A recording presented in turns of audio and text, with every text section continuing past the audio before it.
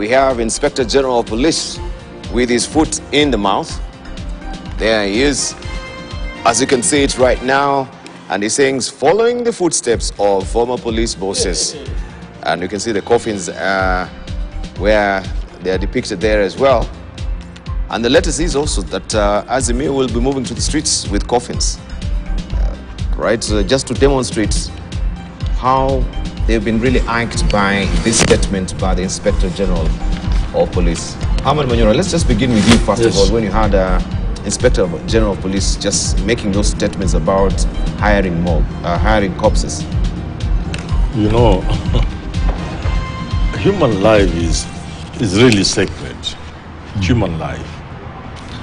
And therefore, whatever we say around life, especially in matters of death, is very important.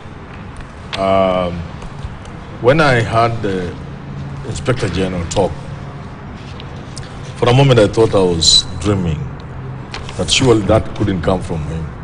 Because as the Inspector General was talking about hiring of dead bodies, some mother had perhaps buried the only child they had, felled by maybe a police bullet. As IG Kome was talking about hiring of dead bodies, there were families that were perhaps visiting loved ones in hospital in terrible states, as we have seen.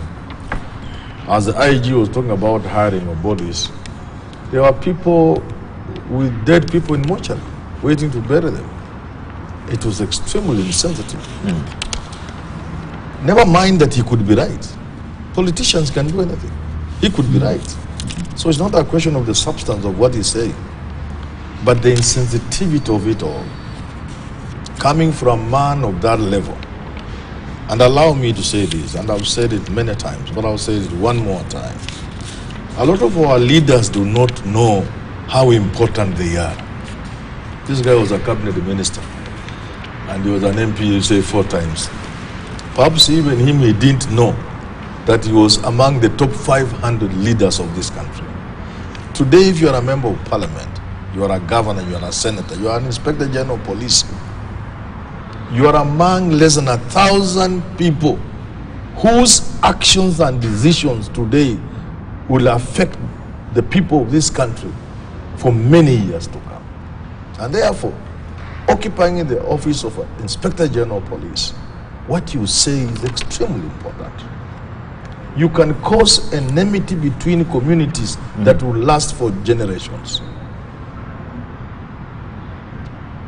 There's a problem in this country. We give people jobs without due diligence. And I'm not saying Kome has served this country very well. We must celebrate him. But to become an Inspector General of Police, there must be certain things we look for in an individual. And if he had passed that test, he wouldn't say the way what he said. You can be a very good cop, and indeed he's a very good cop. But those words have hurt people so much. It's like when the president speaks. You know, it's in developed countries, you see that jurisdictions. When you are given a job, Dr. Kalua appointed so-and-so, a big job, you have technical support staff, what you sometimes call advisors. They make sure you know what you can say, what you can't say, and if you must say it, how to say it, or when to say it. So if something like what's going on in the country has happened, an Inspector General of Police ought to have technical support of people who will tell him, now the temptation is there for you to say this, please don't. I remember Raila was going somewhere, immediately after these Hague cases, these ICC cases, I said, God, I'm sure the first thing you'll be asked abroad is this, and he will answer this, and it happened. And I said, God, none of our leaders know the meaning of having advisors, technical staff. And if the IG had technical staff around him, he would never have said the things he said. Even if for a moment, let us assume it is true that there were people hiring dead bodies. You wouldn't say that, because out of the 30 or so people who died, They could just be even 2 or 3 genuine ones. And you really hurt them. So I felt very sorry for my country. I hope the IG should apologize to people. The least he can do for today is just to apologize to Kenyans, especially to the families. Right. Yeah. And the king, actually, the families are seeking for an apology. Yes, apology, nothing else. We'll get even a statement from him, or at least to show some remorse of what he's really said. Yeah, some empathy, you know. Yeah, but on that particular note as well, we have Azimio on the other side who are saying they will move forward and try and display the caskets of the people who were killed. Do you think this is also a good... I wouldn't support it. You see, Dubal, we have a problem in this country of ours. So what Kwame is saying and what Azimio are saying cannot help us to mourn and to actually feel the loss of the bereaved. And it doesn't help their families. No one wants a life lost in circumstances that are totally unjustified, totally unnecessary. So either way, yes, deaths have happened. You don't make political capital of it. So even as me, you have to be careful about that. But I was going to say that the problem we are having with the likes of Koome are not very unique to Koome. In fact, he is a very good player in the Kenya Kwanza scheme of things. Because the way he talks is not different from the way Ichungwa talks, it's not different from the way Ndindi Njoro talks. There's a way in which recklessness and insensitivity is a hallmark of these so-called leaders in government. Now, and for some reason they seem to also to be having their own constituency and is resonating with that constituency. The age of disruption is here with us. When you see Trump being arraigned in court, and as soon as he comes out to court, he's able to rubbish the charges while getting accolades from his supporters. Now that trend is around. The other day, the deputy chair of the Conservative, the Tories in the UK, used a very racist, the F word in a very racist undertone, and the Prime Minister defended him, and it of course is raising uproar in the UK. This gentleman called Anderson is raising uproar. The point I'm making is that we seem to have moved and gone into the age of anything goes. So when my brother here says that, you see, these people ought to have advisors, you have advisors when you are a part of a system, or when you are a known person to be playing within a system. When you see some of these Western countries, when a leader goes, he gets briefs or she gets briefs, and these briefs they read. Now there's a reading culture there. Here there's no body who cares to take a brief from the public service, and even if you give them, they are not likely to read and move on. So when you see some of these cabinet secretaries stand up and talk, they are as raw as they come.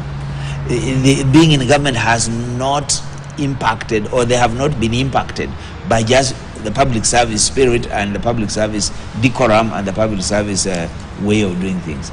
Now that is a style that if he was to miss the days of the Kenya School of Government doing training for this kind of people, or the days of, because the School of Government was meant to teach you how to be part of government in terms of decorum, in terms of do's and don'ts, in terms of presentation, public speaking, and so on. But we've since lost that.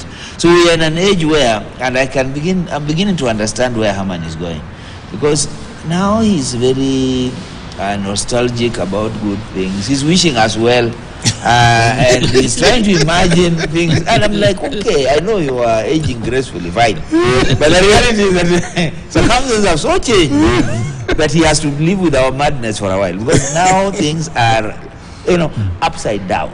Yeah, they are on their heads. And so the question is, should we leave it that way, since they are on their heads? Let it be, just because that's the reality that we're in. The thing is, Dibal, we must begin to understand the society we're living in. If we don't, if you use this yardsticks he's using, we will not be able to fit it. We will not even be able to address it. Well, Dibal, it's what my book yet to be written, the falling standards or fallen standards. All our standards have fallen, and our political hygiene has come down so low as to accept anything, the way Dr. Martin Olo has said. But just to respond to Herman, advice is as good as the recipient. You can have the best advice, but there is nobody to receive that advice. I remember the last time I was in government, from time to time we were getting some letters advising us on certain protocol that we cannot break. I remember the first time we went to cabinet meeting, the late president was slow eater. It takes a bit of time, and we left. They left who? We left him eating. And which president? Mwai Kibaki. Mwai Kibaki. And we went to our offices because we thought we were so important, so that there were more important things in the office. You guys were going for national duty. Yeah, very serious issues. Then we were told that the president is the first one to leave. Yes. And that's something that it was quietly communicated to us. And that's why I thought President Ruto did very well by appearing in the meeting early. But he should not have reprimanded those guys publicly. Because you see, when you reprimand me, those under me, like Martin and Herman, will not respect me anymore. No, we still respect you though. Because you see, Herman is not like respecting you. Because you see, this, when you are reprimanded, you actually lose some esteem before your juniors. And therefore, I would have expected him to tell them quietly. Number two, I do expect the head of public service and chief of staff to improve also in communicating to the ministers, because there is so much wrong that is going on in almost every department, not because those ministers are bad people, but because they have not been sort of fashioned to follow the right thing. The third thing is polarization of our society. You see what Kwame said, many people will applaud, and yet he will be remembered for making a careless statement like that, even many years after he has retired.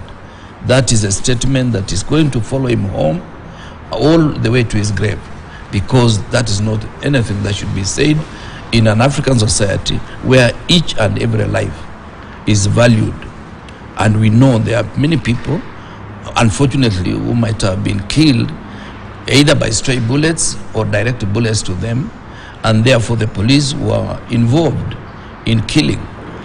And as to whether we are going to carry coffins to the street, I don't know why any statement made by anybody in Azimio does not amount to the decision of Azimio.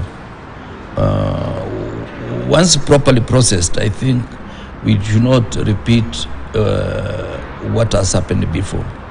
We need to focus on the talks, and personally I have a lot of confidence something will emerge from the talks, because each side has realized we are losing. Because you know, the cost of living that people are saying must be on the table does not have to be on the table.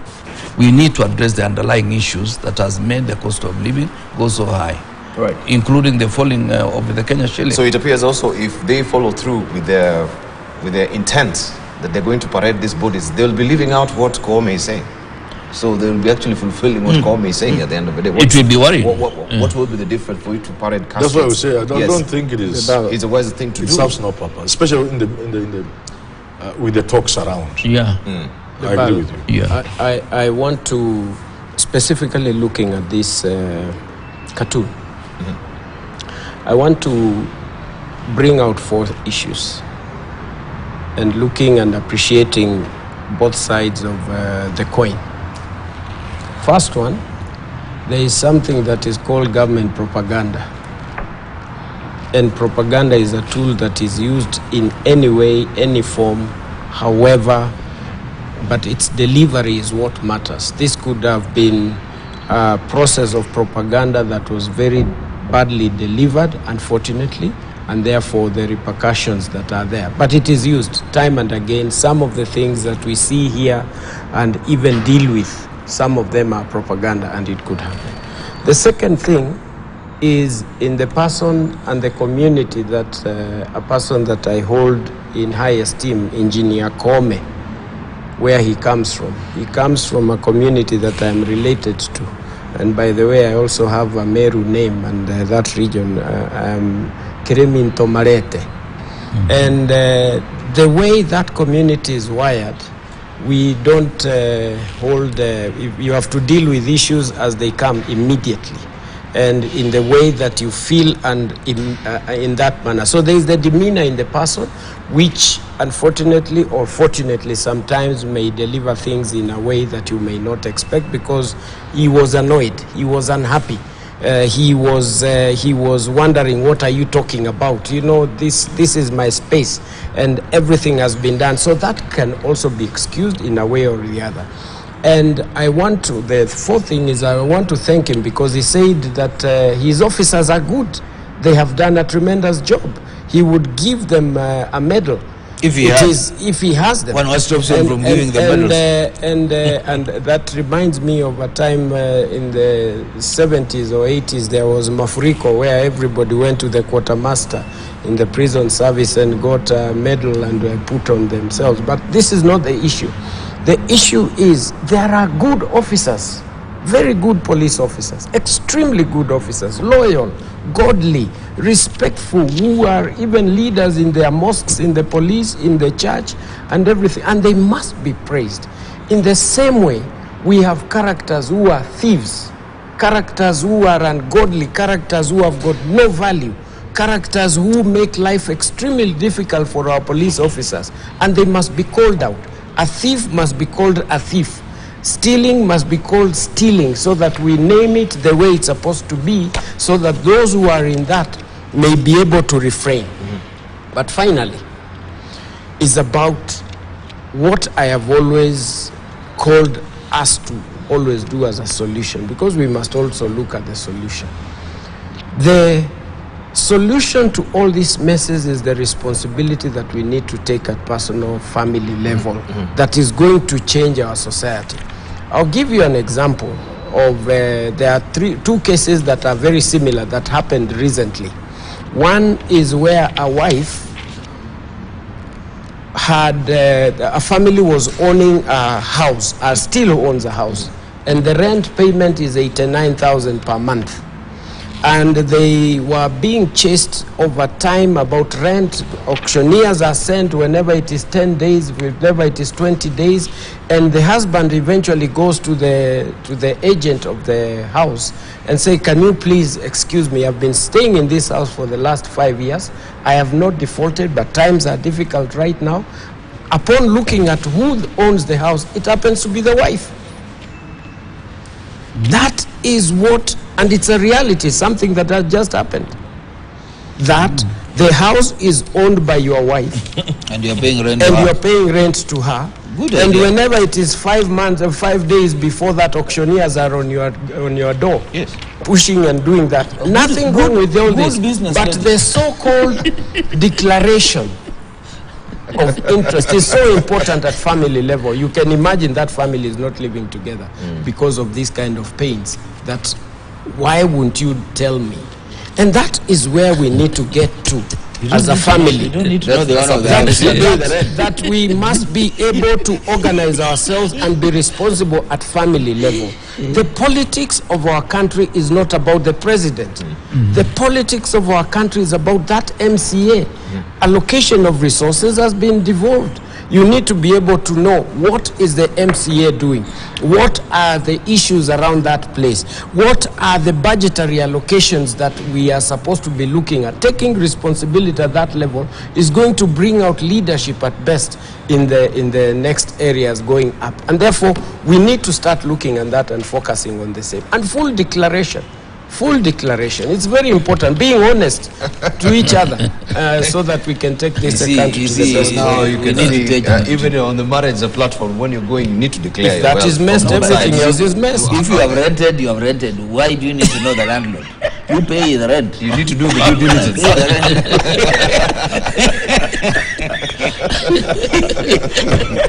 That's a true story. Yes, it's a true story.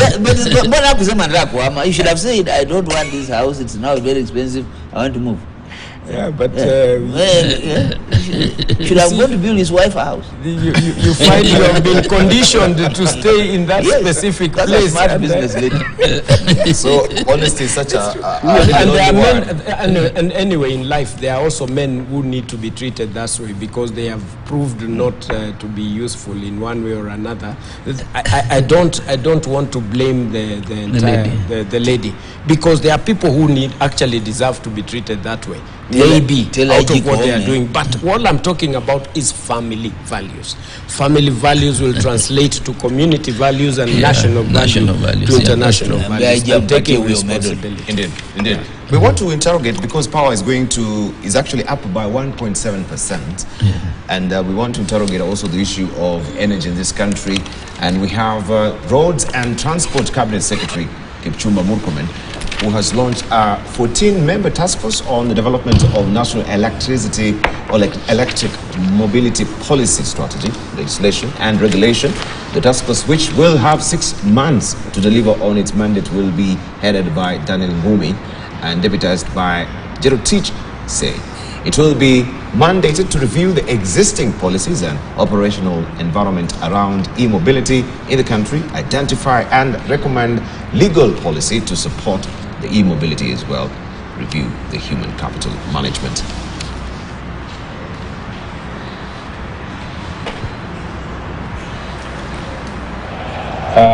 This was informed by the need to have a safe, reliable and sustainable transport system that meets the basic needs of the citizen, business community and industry. To achieve this goal, we need to modernize our transport system as we gradually move towards resource efficient economy. This way, Kenya will realize more saving into their pockets. And you know, when we are campaigning, we say that we want to ensure that there is pesa mfukoni. We will continue working on lowering the taxation, among other policies that will enhance uptake of electric mobility. The president is personally, by the way, in charge of this project, whereas everything is domiciled here, but this is a personal issue to him. We have secured the necessary approvals for the entire period of the task force, which is 6 months. We expect you to deliver in 6 months. I would be more than happy to have an interim report in 3 months. The work of the task force will be supported by an electric mobility experts, one local and one international, to infuse international best practice with financial support from one of our development partners, and we'll unveil them at the right time. We are all very excited about the opportunity, very ready to serve. I think it is quite an important national task, and I think we are highly privileged on behalf of the very able Vice Chair, members of this task force, to be involved in this highly important national service. We all know, when you look at how much it costs to fill in your tank every morning, you realize that we need to think about alternatives for the sake of our nation and the future of the world that we live in. So we will work hard. I know I am saying that on behalf of the task force, but we will work very hard to ensure that at the end of the period of the task force, we are able to deliver a national e-mobility policy, that we will have thought very carefully about the strategy and implementation plan. All right, and that is the e-mobility task force. And you know, one gentleman that has always been a proponent of e-mobility is Dr. Green, and that's why he is Dr. Green. Always also coming to this particular facility here at the Standard Media Group with an e-mobile facility that is, of course, EV, electrical vehicle, or electric vehicle as it is. So, first of all, you're not in this particular task force. I am. You are? Yes. Okay. No, I because don't, my views, I hope he's not. My views have been considered. They continue to be considered, there was a lot of fragmentation. Ministry of Industrialization is dealing with this issue. Ministry of Environment has put its hand on it. Ministry of the Treasury is working on it. The vehicles will be used on the road. There is the Kenya Association of Manufacturers pushing for this. There is the Electric Mobility Association which is doing this. The Motorcycle Assemblers Association who are working on all this. So there was a lot of way of handling that was not coordinated.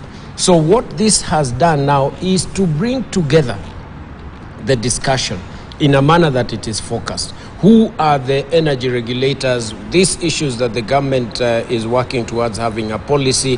Where are the charging stations going to be?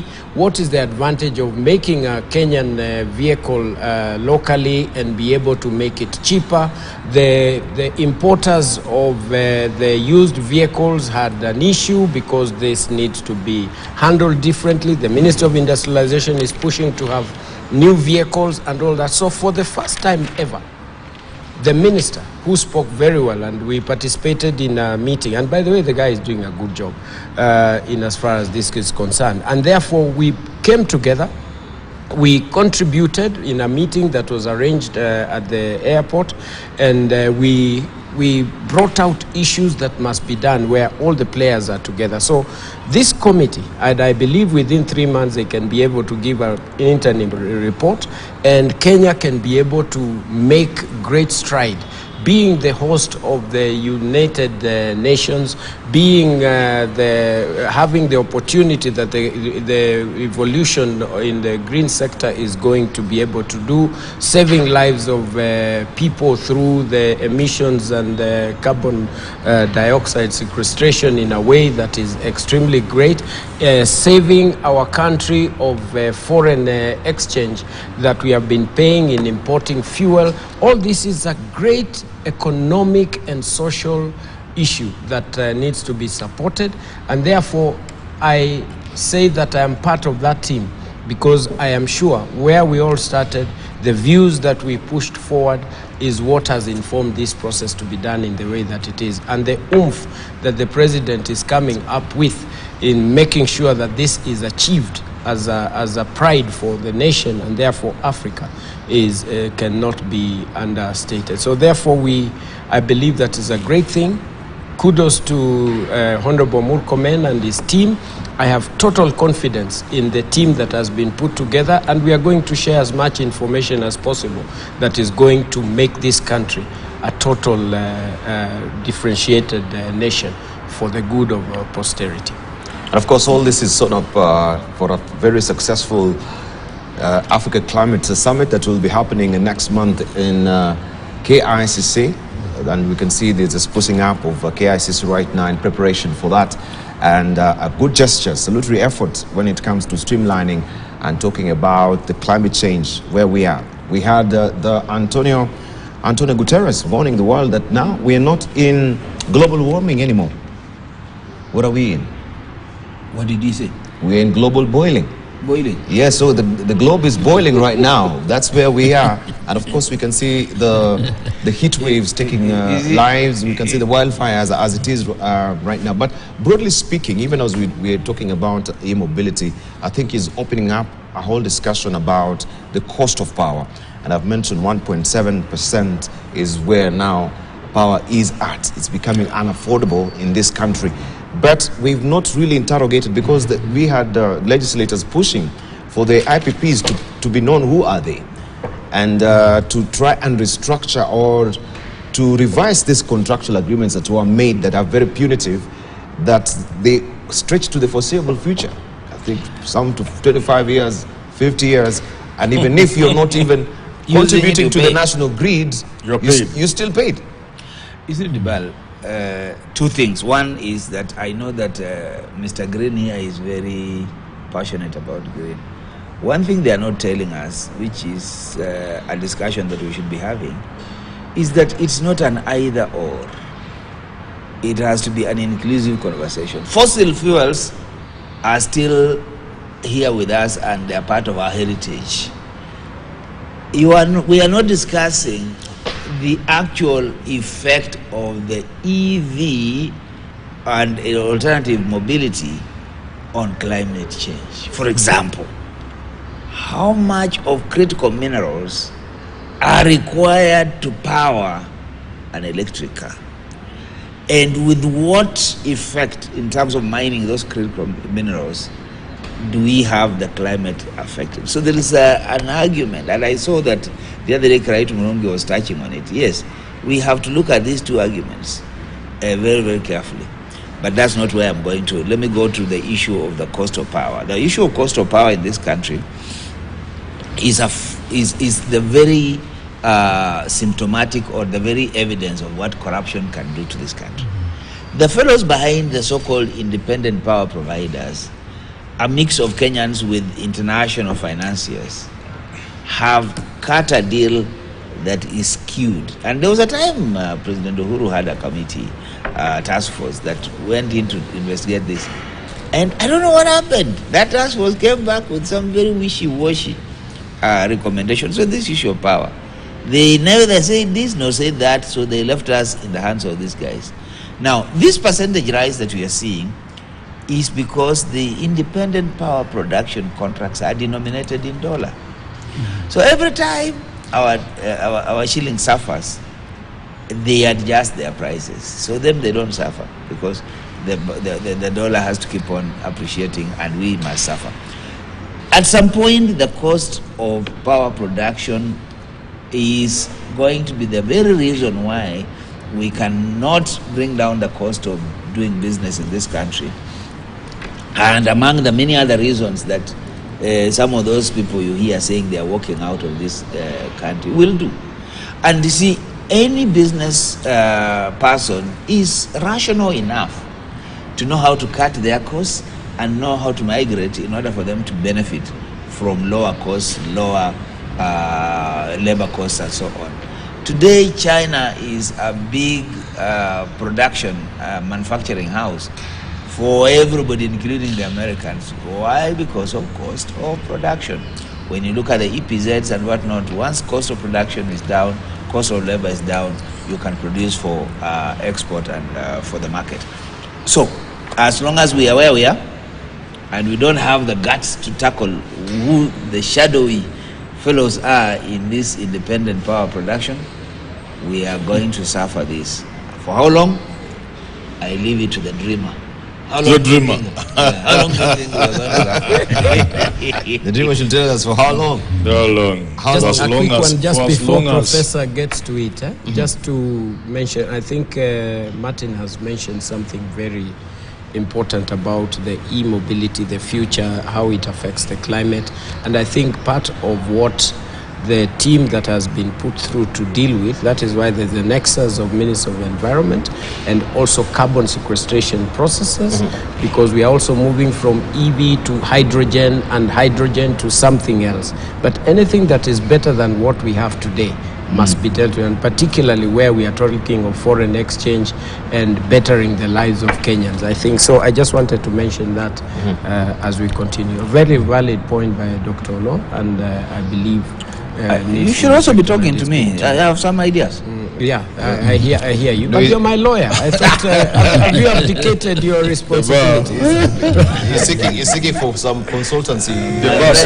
Man shall not live by Sometimes I laugh. A country that has mkokoteni still in the streets, a country that whose capital city, Nairobi, is dirty to the point that you cannot use the word dirty. A people that do not have the courage to face out pollutants like motorcycles from the city, aside from the mess they cause in terms of congestion. The pollution levels are extremely high. A country that cannot have the courage to face matatus, which you all know is 14-seater, bring all sort of mess in Nairobi. How can a country like this be talking of e-what? You are calling e-what? No, E-mobility. e-mobility. Come on. Come on, even you rise to This is laughable. Let's first of all do the simple things first before we talk about big things. I also am aware of how it's happening in Germany, for example. Governments don't set up task forces to do things. Industry is moving. The car that will be on the German roads in 50 years from now, the prototype is ready. I was doing some research that landed me there. It's ready. Governments don't appoint task forces for people just to eat money. In other words, I'm saying, let us shut up and keep quiet. We are not people talk about anything. E-mobility, green this and green the other. No, let's deal with the small things first. But now to the independent power producers. Yeah. To electricity. Hold on. I'm getting now to electricity. Yes, but it raises a genuine question. Do we really need a task force for e-mobility? No, that's laughable. That is within the It's just laughable. Come on, it's laughable. Why don't we spend that energy? Let us spend that energy and save the shame by making sure Nairobi is clean.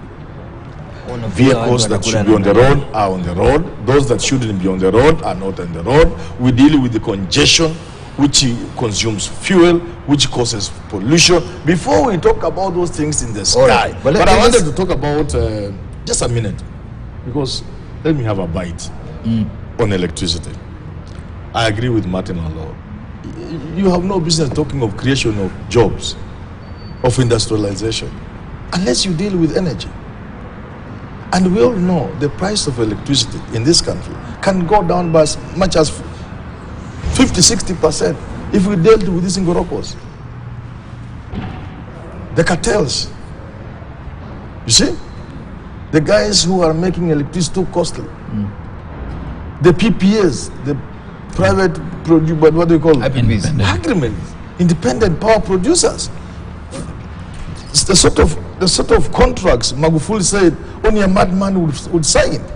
I am convinced, without even looking at them and without being a lawyer, you only need to look at those contracts and you dismiss them, and there will be no consequences to the country. Absolutely none. We all need the will. All right. Because the time they were made, the level of impunity in this country, and the people who are involved in those contracts, just by the people themselves, we can void all these contracts and save ourselves the hardship of having to pay such a ridiculous cost for electricity.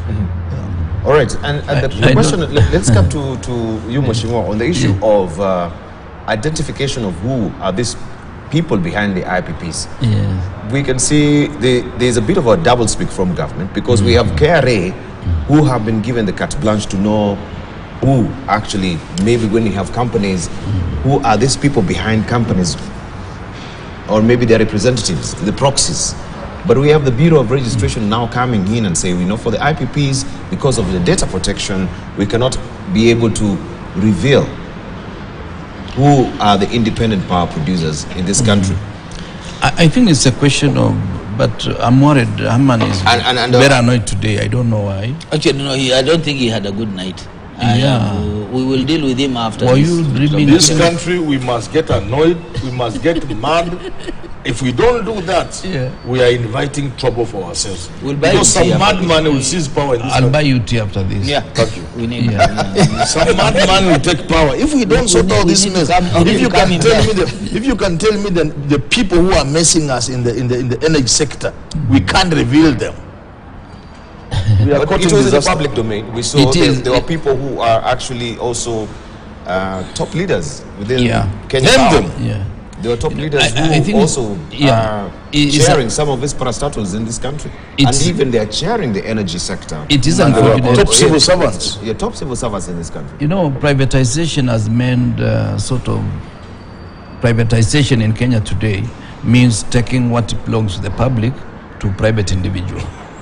And some of these fellows we know presided over the Ministry of Energy at one time or the other. And therefore they can disguise themselves as investors when they invested nothing. By virtue of presiding over a certain ministry, you make yourself rich, and you think the rest of us don't deserve. But on a more serious note, do you know power is the most expensive country in terms of power is in the region, is Kenya. Because what I was paying in Ethiopia for a whole year is like what I was paying here for a month. For a month. In Ethiopia is a whole year. A whole year. Even Because fuel in Ethiopia, much less than. yeah, much cheaper, and even here in Tanzania. But my worry is electricity, because you see, we cannot bring the cost of living down unless we take care of fuel, electricity, because those are the things that are involved in production. So even when we talk of fertilizer subsidy, which I don't know whether it's subsidy or it was it a donation from Russia. When you talk of fertilizer subsidy, which is a small component of production in Trans Nzoia today, you are not answering the issue. When you talk of electricity going up, it has gone up now almost 67% since the beginning of the year. Now, what are you saying? The cost of production will not come down. When you say you are not going to reveal the names of individuals who are said to be investors, why don't you reveal them? This data protection law, why is it protecting about IPPs and is not protecting about other institutions of government where names are banded around anyhow? So there is a major problem in Kenya. It is the cost of fuel, the cost of power, and misgovernance, because this compounds the issue of corruption is what produces independent power producers whose names cannot be mentioned. Yeah. Right. Dr. Green, even as we're winding up, we've got a few minutes. You're being challenged by Herman Manyora that this e-mobility task force is purely academic. We don't need it. You know, when a professor speaks, at least I'm well trained to the point that you must think twice. And therefore, I am very careful, even as I respond to Professor Manyora, my professor, a person that I hold in very high esteem. He's very right to the point that we are doing too much talk and not doing what we are supposed to be doing. To that point, I agree with him.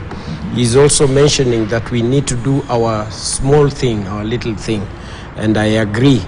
So that varies. My little thing is to keep it green, to think green and act green. And out of this process, I have mentored a young girl who's 24-year-old out of a process that she has now made the first Kenyan electric car. It's called Air EV Yetu, which will be launched soon because it's already here and will soon be done from Kenya, and looking at a process. So that's my little thing, that I held a young girl, 24-year-old. Now we have a Kenyan electric car, and it is going to be on the Kenyan road at prices that are mind-boggling, and in a way that it is affordable with 200, 300 kilometers. That's my little thing. And everyone else's little thing needs to be brought out and focus on that. Kenya is going in the right direction. There are people who are focused on their little things, who are making their e-bikes, who are making their e-motorcycles, and it's a great advantage to the society and saves quite a lot, and therefore we must not despise those things that must be done in the best way possible. Where are we headed as a nation, where we have Kenya Power and Lighting and the big energy institutions the way they are structured, to the point that we are not able to name those who are behind this, at the expense of Kenyans paying a lot of money in electric power charges and all that? Is it not the time now that we have to make very hard decisions?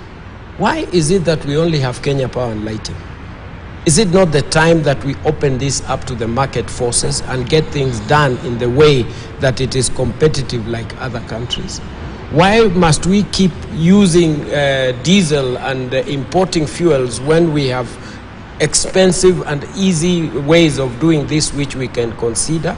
Why can't we take the very hard decisions of dealing with the current economic challenges that we have in our country by making very hard decisions? And I will deviate by asking, what would it cost? The people of Kisumu have fish in their lake. People from different parts of the country have different resources.